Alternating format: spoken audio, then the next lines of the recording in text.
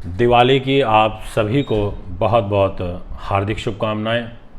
भैया दूज, गोवर्धन और आगे अब छठ पूजा आ रही है, उसके लिए भी मैं आपको बहुत बहुत शुभकामनाएं देता हूं।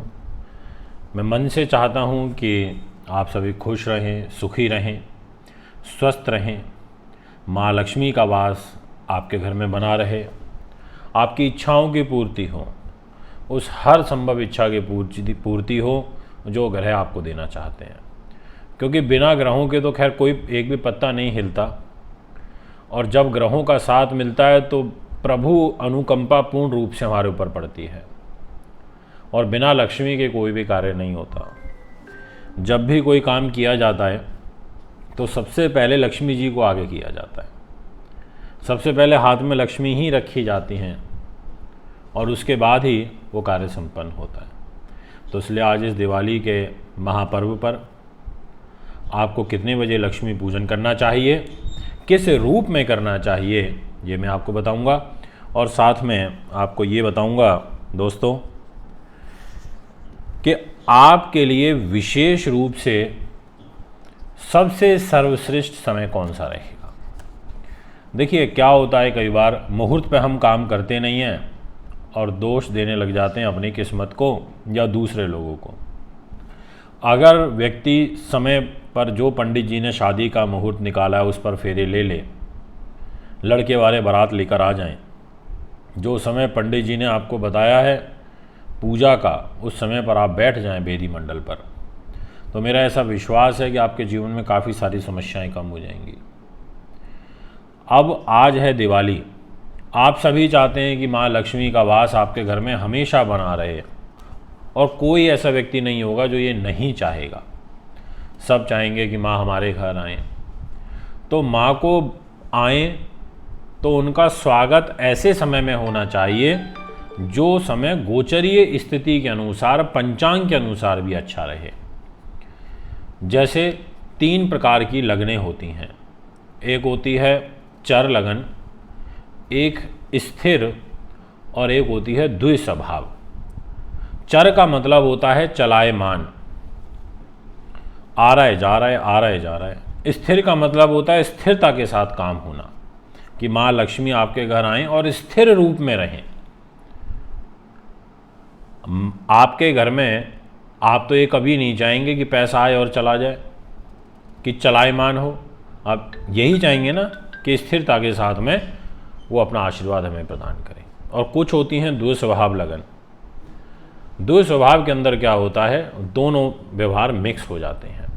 तो ऐसे ही आज जो आपको दिवाली में महालक्ष्मी का पूजन करना है वो स्थिर लगन में करना है।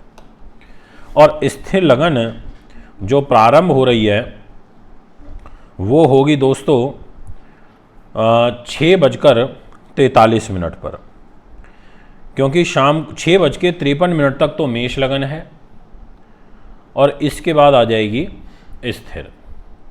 तो आप 6:53-54 से शाम को और 7:20 तक शाम को इस टाइम पीरियड में पूजा करिए। अब उसका एक कई कारण है, ध्यान से समझना। मैं जो भी बात बताता हूँ उसको खुद अध्ययन भी करता हूँ फिर बताता हूँ, इसलिए आज वीडियो भी लेट बता रहा हूँ क्योंकि समय का अभाव था थोड़ा सा। शाम को 5:43 से लेकर और शाम को 7:20 तक चर की चौगड़िया रहेगी। चर की चौगड़िया शुभ होती है, अच्छी होती है। उससे पहले है अमृत की, शाम को 4:20 से लेकर और 5:43 तक, पर आप इस बीच में पूजन कर नहीं सकते। और उसका कारण ये है कि शाम को 5:28 पर अमावस्या शुरू होगी, आज शाम को दिवाली के दिन। तो जब अमावस्या चालू होगी तो उसके बाद ही पूजा की जा सकती है। तो ये अमृत की तो हमने मिस कर दी। इसके बाद फिर आती है चर, जिसमें किया जा सकता है। अब इस चर में भी हम लगन ले लेते हैं स्थिर। स्थिर लगन में ये बेनिफिट हो जाएगा कि लक्ष्मी जी का वास स्थायी रूप में आपके घर में होगा। तो वो समय मैंने आपको बताया कि 18:53 पर मेष खत्म होगी, यानी कि स्थिर चालू हो जाएगी। और मैंने आपको ये भी बताया कि रात को 7:20 तक चर की चौघड़िया है। तो इसी टाइम पीरियड में आपको दिवाली का पूजन करना है। तो आप समझ गए होंगे 6:53-54 से और 7:20 के बीच बीच में पूजन कर लेना सबसे उत्तम रहेगा।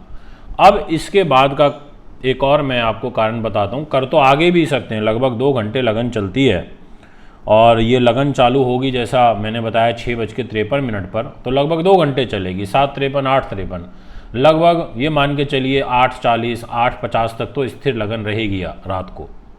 परंतु उसमें ड्रॉबैक ये हो जाएगा कि चौघड़िया रोग की आ जाएगी और वो शुरू हो जाएगी 7:20 से रोग की चौघड़िया, तो वो अच्छी नहीं है। फिर अब रोग में अगर आप लक्ष्मी पूजन कर रहे हो तो वो भी ठीक नहीं है। उसके बाद काल की आ जाएगी, तो वो काल की फिर उन लोगों के लिए अच्छी रहेगी जो थोड़ा सा दूसरे तरीके के कार्य करते हैं।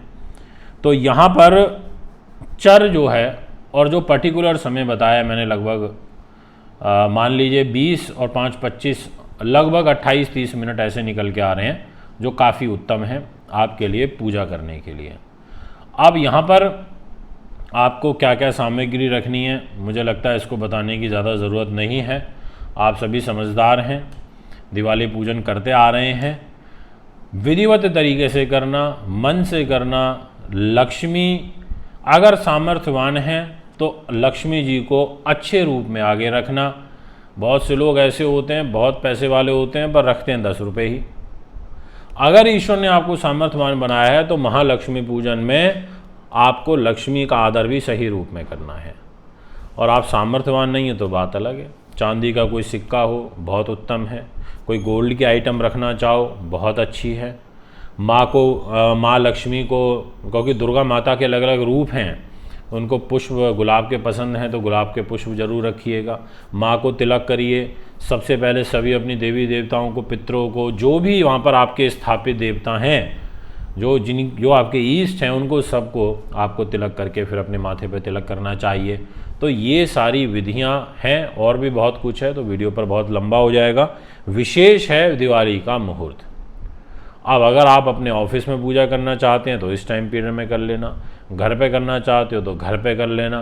कोशिश ये करना कि घर के जो मुख्य हैं स्वामी, जैसे मुख्य ग्रहों के स्वामी ग्रह हैं सूर्य, ऐसे आपके हेड ऑफ द फैमिली जो हैं उन्हीं के द्वारा पूजा प्रारंभ करी जाए, उन्हीं के द्वारा आपको पूजा करना है और सर्वप्रथम उन्हीं का आशीर्वाद लेना है। घर के छोटे लोगों को, चाहे वो 2 सगे भाई हों और बड़े भाई के पास दायित्व हो तो छोटे को लेना चाहिए, यानी कि मेन उनको मान करके उनका आशीर्वाद जरूर लेना है। तो दोस्तों, ये है दिवाली का एक अच्छा मुहूर्त। आप भी हमें संपर्क कर सकते हैं कुंडली बनवाने दिखाने के लिए। शुभ दीपावली और जय श्री राम। नमस्कार, धन्यवाद।